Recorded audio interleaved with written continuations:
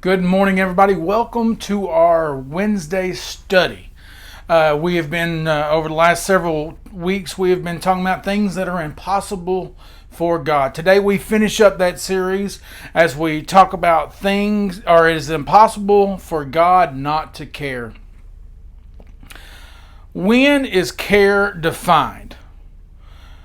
Expression through our actions. Care is defined through our actions, expressing more than just words. When you care about somebody, obviously you do things for somebody. When your wife or when my wife needs stuff, we do things for each other that we know about, and then sometimes we do spontaneous things that show that we care.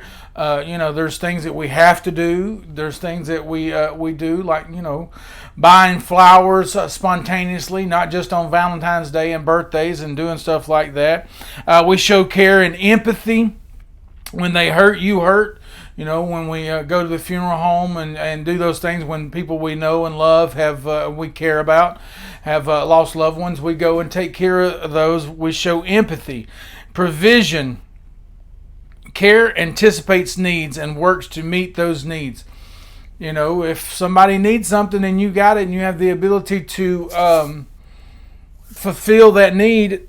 Provision. Bottom line, when a person really cares, the word covenant is removed from their vocabulary. When people express care, it's offered continuously, cautiously, or must be earned. These are things that, it's almost like me caring about you is contingent upon you doing A, B, and C. Is often temporary, out of sight or out of mind. When you don't get to, it's.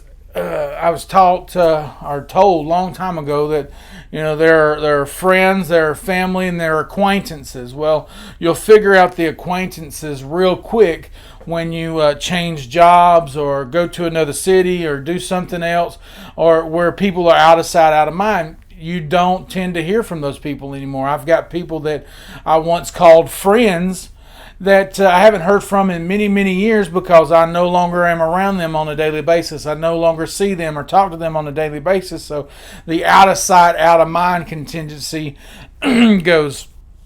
It is mostly self-serving when good reason people need to receive care.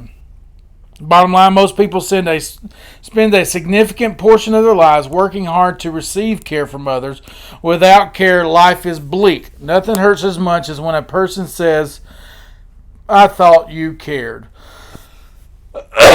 Excuse me. All right, God. When does God express care?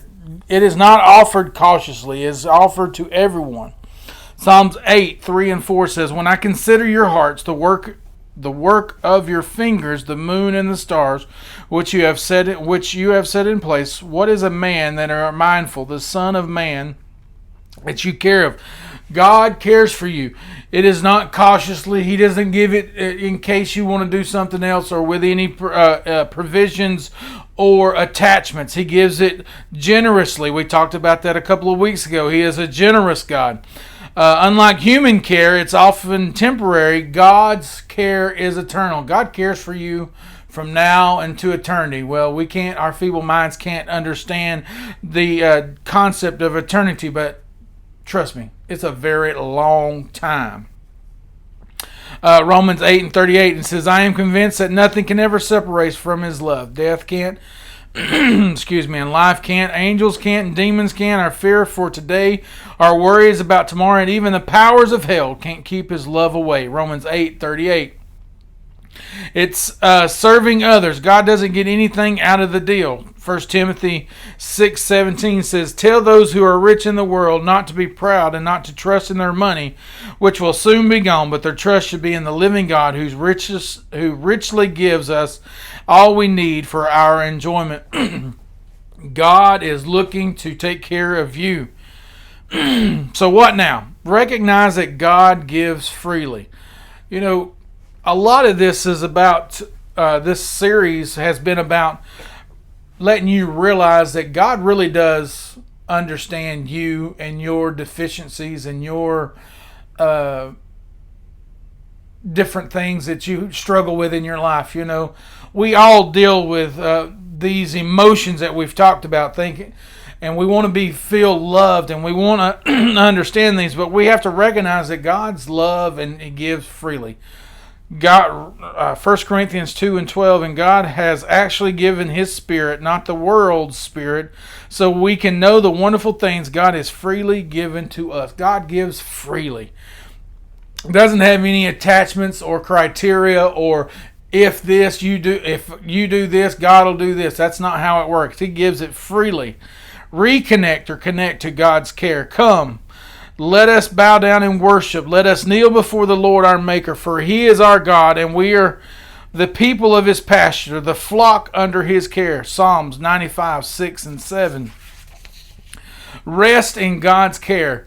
Praise be to the God of the Father of Jesus Christ, the Father of compassion and the God of all comfort, who comforts us in all our trouble. Rest, knowing that God has you in the palm of His hand. God has you exactly where He wants you, and He is willing. He is there to provide for you. I spoke in Sunday morning a couple weeks ago, and I said these very words. No matter what happens, the world economic situation could go to hell in a handbasket in the next day or two, and guess what? God would still provide for His people. God's still going to provide for His people. You are in the palm of His hand. Nothing can separate you from Him. Rest in that. Don't worry about tomorrow. Worry about nothing, but pray about everything.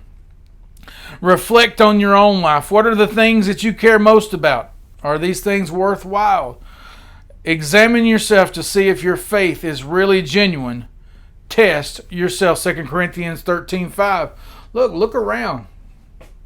The world has got all kinds of stuff going on. We have to rely on our faith in God that He will do what He said He would do. God can't lie.